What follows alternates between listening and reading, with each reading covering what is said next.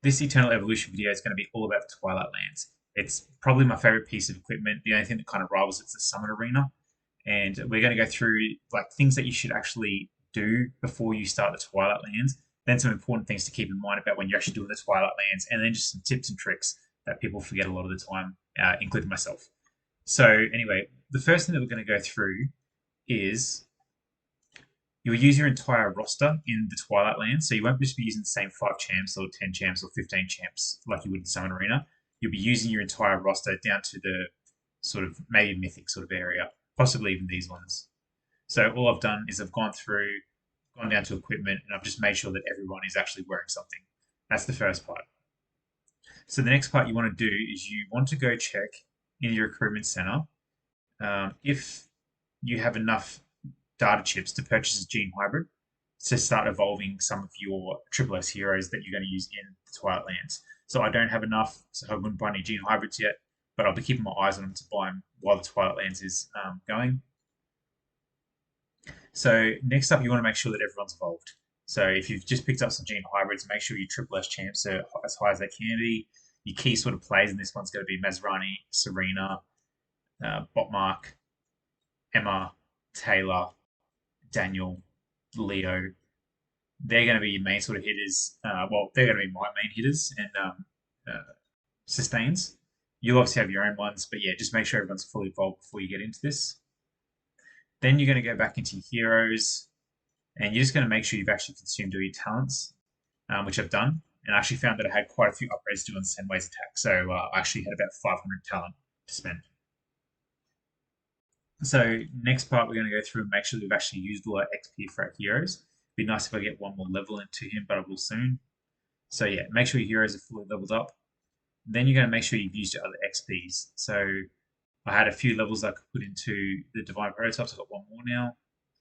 So you just want to make sure they're as high level as possible.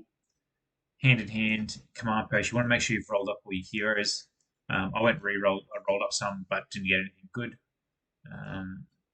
And actually, I lie. I did get one really good one, Samadhi. This one here, +2 and +2. But I don't have either of these heroes very high. But you might get really lucky and get something good there.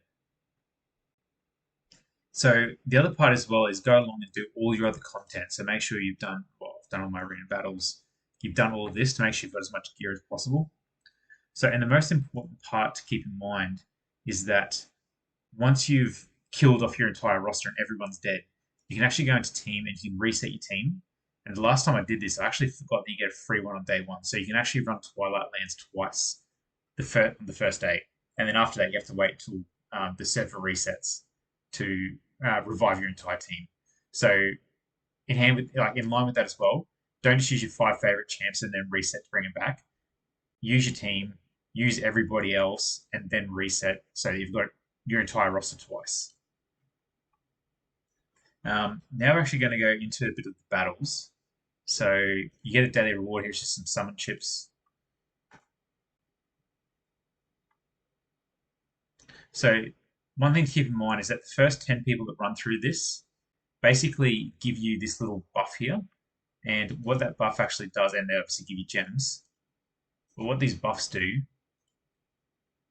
is each level of Herod's power reduces the damage and max HP of enemies by 2%. So that's 20% less damage, 20% less HP the enemy have. So which is huge. So if you're someone that's struggling on your server, just wait out until you can get all 10 of these. So wait until the end of just before the server reset, and then run through and do all this. So that's your first sort of tip. The next one is my team is specifically strong with hunters and with summoners, which is pretty common for most accounts. So in here, you'll see that this is a hunter bond. So if you've got good hunters, this is a good one to fight. If you've got good energy heroes, this is a good one. And if you've got good tanks, this is a good one. So for me, I'm good against hunters. But so for me, I'll go into the hunter. And you can have a look at what the hunter buff actually does, or the hunter bond. So if I have 2 hunters on the field, when an allied hunter attacks a target with a shield, they inflict 200% bonus damage. If you have 3 on the field, they do 300% bonus damage. So this guy's got a heavy shield on him. So yeah, you best off chucking hunters in there, just doing massive damage to the shield, and yeah, you're doing 300% damage with my hunters. But yeah, just make sure you line your guys up with the hunter bond. There's a few special ones in there. So the generalist bond is one of every type of, or five different sort of classes. And then you've also got a CC bond, and a CC bond is your like Daniel and Oyster who do stuns. So yeah, you just want to. That's what a CC bond is. There are all of them that you can get here, and it doesn't say CC bond at all, but it'll come up here as like make sure you use CC bond. So multiple stunners. With your bosses, I don't know if we can actually look ahead to what the boss is, but once we kill the boss, these are the rewards we get, and they're actually quite good. This is probably one of the reasons why it's my favorite content. So this to get to this boss is very easy. The first three stages are quite easy, even for people probably 2 weeks into the server. And yeah, you're going to get a free good elite hero, 10 advanced summons, and yeah, a bit of XP and stuff like that for everything. When you get later on into the battles,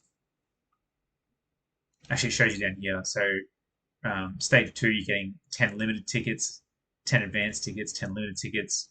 You're also getting these. You're starting to get 30 shards of really good Triple S heroes. So Nautilus or Preagle is probably what I'm going because you get him free from advanced tickets.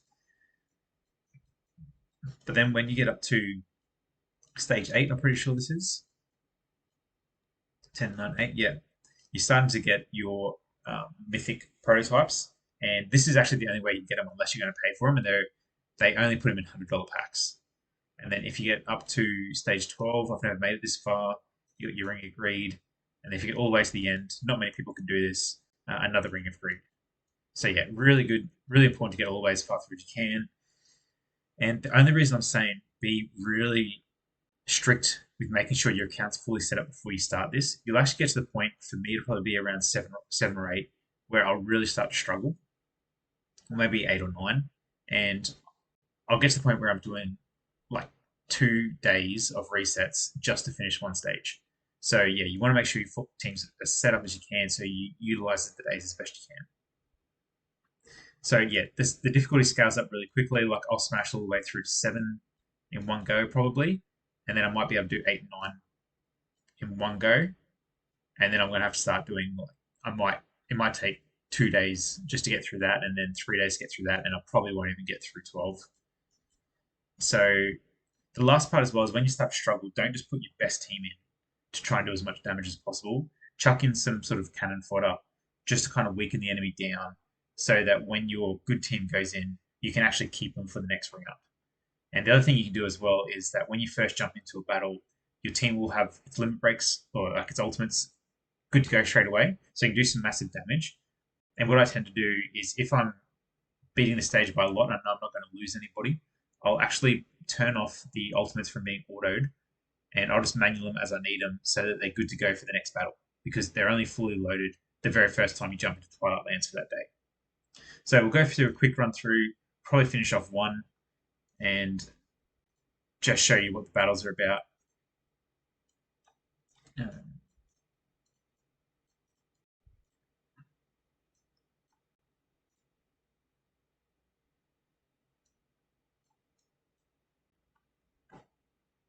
So yeah, this will be quite easy. Let's make sure that's good. And this early on in the game, unless you're like this is like your first week in the server, and I'm not even sure if it would be open for you if you're that early on. You'll just breeze through this. You don't need to put too much focus into it. But like I said, it's too quick. You actually also get rewards within the battles as well, and you just want to chase along the ones that you for the easiest. So for me, Hunter and Summon is the best one. I don't have any good assassins, but you'll see how I lock off my ultimates, and then I'll just use them as I need them. Oops.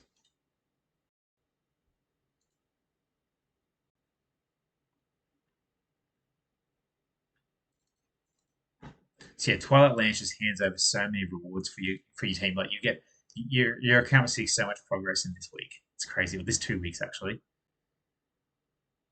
So I'm just going to wait for Daniel's ult. Oh, well, I probably won't even use it actually. You see, there's no point me using ults there.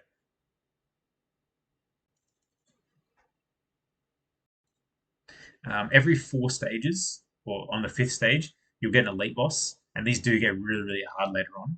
and they have special abilities. What I recommend doing is, say if you were struggling on this stage, whether it's now or later, and you haven't actually seen this boss before, jump into challenge, but just be ready to exit out as soon as you can. So at the moment, you don't know what his skills are. He's like battling, and what he does is he splits himself into multiple pieces. Oh, didn't get to see it. He splits himself into about 10 different pieces, and yeah, you really need some AOE damage for him. If you weren't ready for that, just pause it, exit, try it again. No harm done. So here I've got no strong teams, but it's such an early on stage that it doesn't matter too much. But for instance, if you don't have assassins in this team, the guy at the back does this huge laser beam that doesn't stop, and your assassins actually deplete his energy so that it turns it off quicker, basically. This one here is the Generalist Bond, and this is the one where you need to make sure that you have one of each class. So then you hit the Generalist one over here, and I don't need to worry about it too much because again, this is the first stage. But the Generalist one basically stops you from being one shot because the guy at the back does a ton of damage to your team, and you'll greatly reduce your damage if you have the Generalist one on.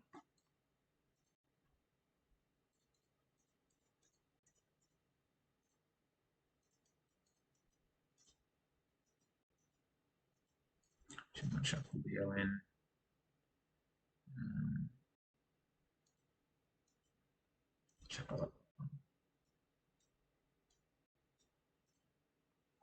So yeah, I'll only go through the first stage because you'll kind of get the gist of it all. And yeah, it's going to be quite a few stages until it's a bit of a challenge. I just want to show you the first boss. Just check.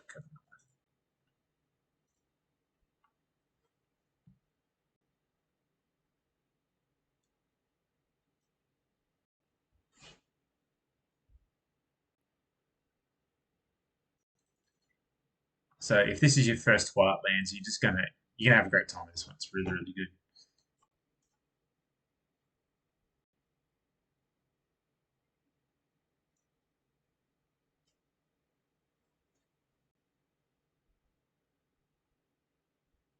So what I think of it as well, like if you actually liking the content, please like and subscribe. Really enjoying the channel, so I hope you guys are as well. And I actually can see there's a few people that are constantly coming back and watching those videos as soon as I post them. So love you guys. Thanks a lot. All right, so this is the first boss. Basically, what he does, better say it quick. He'll summon another little dragon over here, very similar to the decent. Oh, it's dead. He'll get a little shield on himself. You need to destroy that shield. Once you destroy that shield, it'll actually stun the boss and knock this guy down as well. And then if you kill him, it'll then greatly weaken this guy and you do a ton of damage to him as well. But I'll leave it at that. I hope you enjoyed Twilight Lands, and we'll go through the bosses once they start getting a bit harder. But yeah, have fun.